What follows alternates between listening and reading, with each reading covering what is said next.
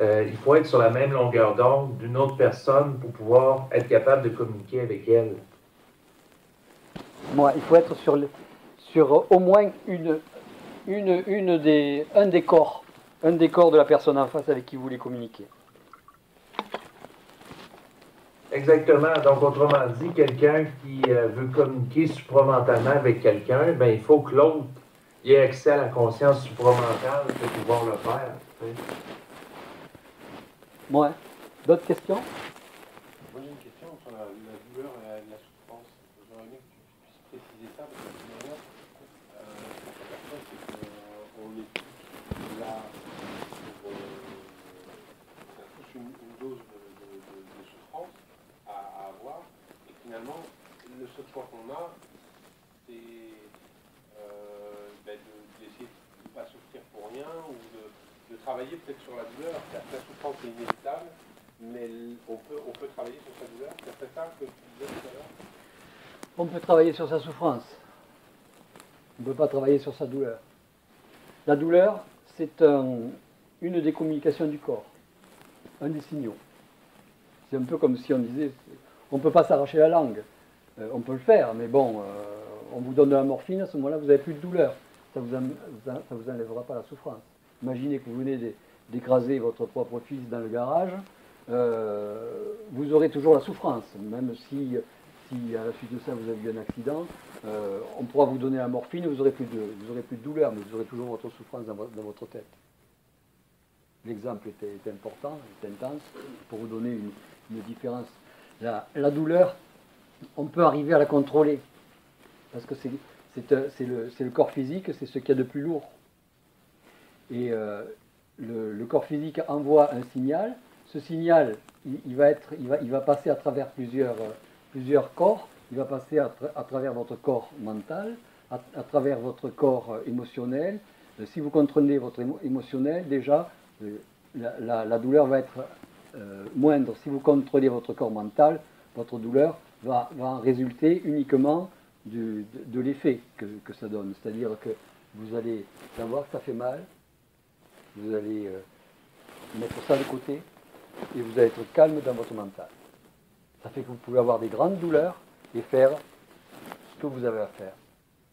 Est-ce qu'on a un stock de douleurs? On a des quotas, ce qu'on appelle des quotas. On a des quotas, ce que je voulais vous parler, c'est-à-dire on a des quantités de douleurs à vivre, on a des quantités de vie commune à vivre, on a des quantités d'argent à avoir, on a tout un tas de quantités, par exemple, de présence dans des lieux. On a des quantités pour vous donner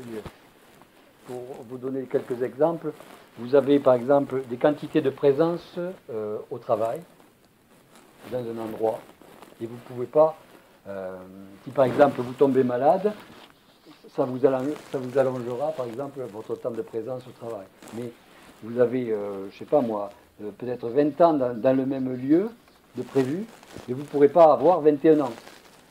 Ce sera toujours 20 ans. On va peut-être vous faire revenir la nuit parce que vous aurez oublié vos clés, vous aurez oublié votre truc, mais ces quotas sont toujours sont fixes. C'est comme les couples, vous avez une quantité de temps dans le couple. Si par exemple un couple doit rester ensemble 10 ans, il va rester 10 ans. Il ne restera pas 10 ans et 1 minute. Donc, on peut allonger ces 10 ans en les séparant, en les envoyant à droite ou à gauche. Par exemple, il va y travailler à droite, elle va travailler à gauche pendant 1 an, puis ils vont se rencontrer, etc. Mais le total, ça sera toujours 10 ans. 10 ans, c'est un exemple. Ça peut être 20 ans, ça peut être 30 ans, ça peut être 5 ans, ça peut être 2 ans, ça peut être 1 an. Une fois que les quotas sont atteints, il se passe quoi alors? Il y a une rupture. Un quota de douleur. Une fois qu'il est atteint. Alors, si le quota de douleur est atteint brutalement, il y a l'âme qui saute. C'est-à-dire que vous avez des gens qui ont eu un accident et le quota de douleur a été atteint trop brutalement, l'âme part, l'individu reste dans le coma. Le corps physique est en pleine forme, mais l'individu n'arrive pas à récupérer. c'est une coquille vide. Vous avez un corps physique, un corps vital qui continue à fonctionner. Vous avez même un corps émotionnel, puisque vous lui passez de la musique, il va entendre tout ça. Mais ça reste au niveau des corps. L'âme sera déjà partie. C'est-à-dire que s'il y a quelqu'un qui veut venir intégrer l'âme, elle peut venir l'intégrer et l'individu va repartir comme si c'était un individu normal, mais c'est ce qu'on peut appeler les... oui, les amnésiques, mais disons que c'est ce qu'on peut appeler les comment dire ça? Vous savez, phénomène de possession. ouais, ce sont des phénomènes de possession, mais ce que je voulais dire, c'est que par exemple, quand vous avez des personnes âgées, à un moment donné, vous avez la personne âgée qui va perdre la connexion complète. Elle ne va pas vous reconnaître, elle va être complètement différente, etc., etc. Et elle va fonctionner sans aimer les petits-enfants, sans vous aimer, sans vous reconnaître, ni rien. Et on va la traiter d'Alzheimer. Alors que ce sera ce qu'on pourra appeler certaines entités qui sont des entités remplaçantes. Elles sont chargées de finir les corps alors que l'âme est déjà partie. Parce que sinon on se retrouverait avec plein de personnes âgées qui seraient vides, qui seraient sans bouger. C'est-à-dire que là, l'âme s'en va, l'âme propriétaire du corps s'en va, et une entité remplaçante vient posséder ce corps pour le faire arriver jusqu'à la fin de sa mort, jusqu'à la fin de sa vie, quoi, pardon. Et je ne sais plus pourquoi je racontais ça. Oui, pour les quotas. Donc, si les quotas ont été grillés d'une manière différente, si par exemple il y a eu une douleur, un excès de douleur, et que ça part, mais c'est ce qui va arriver. C'est bien? Non?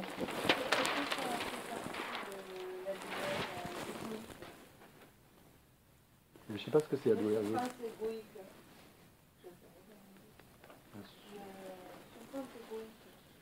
Je veux dire ce que c'est qu'une souffrance égoïste. Quand on souffre dans le mental, on ne souffre pas pour rien, parce que c'est la raison de notre souffrance. C'est une souffrance, c'est pas une douleur. Ça. La douleur, c'est juste attaché au physique. C'est essentiellement attaché au physique. C'est pour ça que le quota fait sauter l'âme, parce que c'est l'âme qui a en gestion la douleur. Quand elle arrive, elle a par exemple une certaine quantité de douleur à vivre,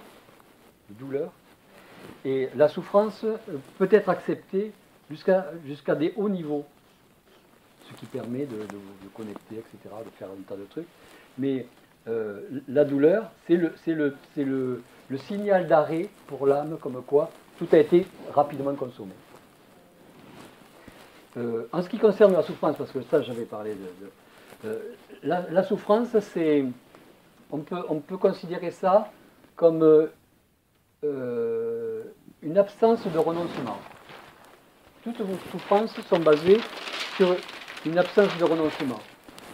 Vous savez, on dit il faut renoncer à ceci, il faut renoncer à cela. Tant que vous tenez à quelque chose, vous allez en souffrir. Dès que ce système d'attachement est éjecté, votre souffrance s'en va. Regardez toutes vos souffrances. Regardez toutes les souffrances mentales que vous avez eues. C'est un combat là-dessus. Un combat au renoncement des énergies. C'est pour ça que c'est vraiment une gestion d'énergie. C'est-à-dire que tant que vous intégrez ce fait de tenir et de ne pas lâcher, vous avez la souffrance.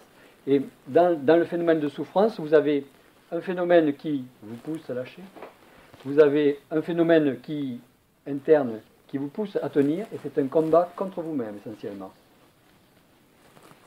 Et pareil pour les phénomènes amoureux, pour les phénomènes qui, eux, ont en plus notre lien astral.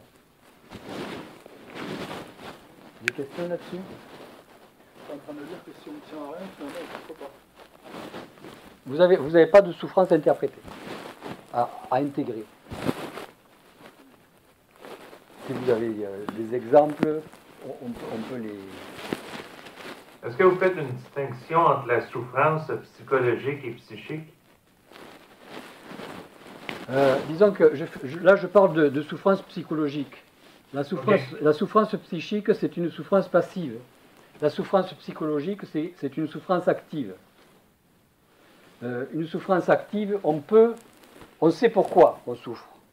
Une souffrance psychique, on souffre, c'est une souffrance qui est liée à une forme d'impuissance, à une forme de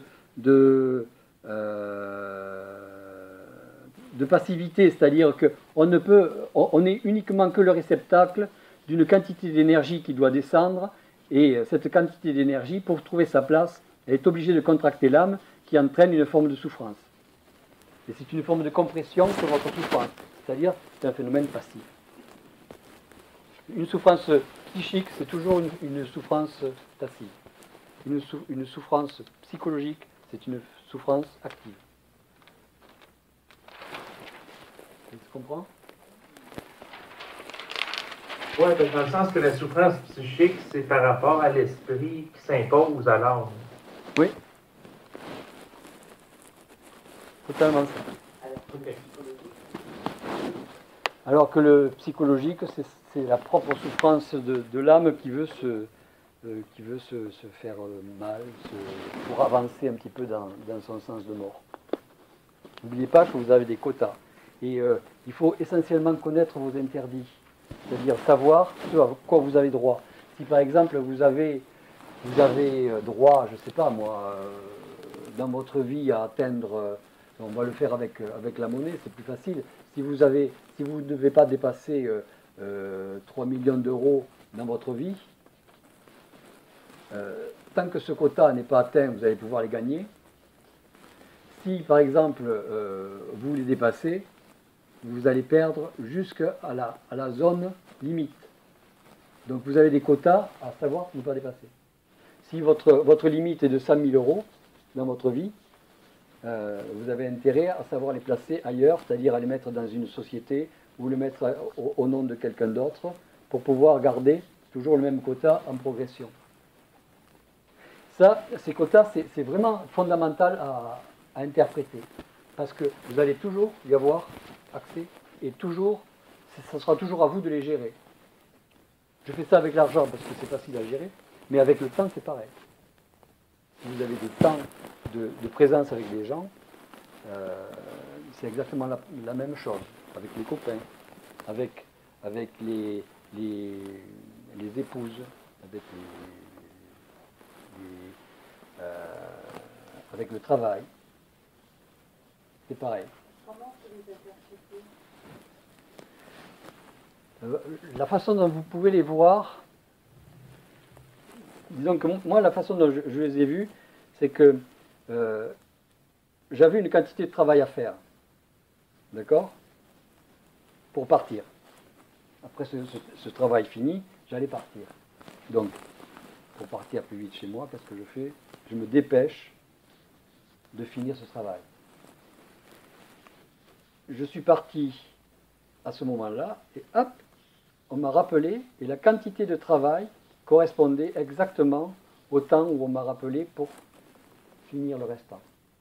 Et ça, vous pouvez l'interpréter, c'est assez subtil la façon dont vous allez l'interpréter, parce qu'il n'y a que vous qui allez le voir. Mais ça fonctionne comme ça. Vous ne pourrez pas partir plus en avant, on va vous ramener au point qui vous manque pour finir votre quota. Je vous donne un exemple dans une situation, dans un travail par exemple. C'est pareil, la même situation en contact avec quelqu'un, c'est pareil. Si vous ne devez pas rester plus de 2 heures avec quelqu'un, vous ne resterez pas plus de 2 heures avec quelqu'un. Ou on va vous séparer, mais après vous allez revenir et vous consommerez vos 2 heures, parce que vous avez des quantités d'énergie qu'on vous donne, qui doivent être consommées pendant ces quotas, et ces quantités d'énergie sont fixes. Mais ça, c'est à vous, vous le notez quelque part, et c'est à vous à voir que, par exemple, vous ne pourrez pas vous dépêcher de faire une action plus rapidement sans être obligé d'y revenir. Par exemple,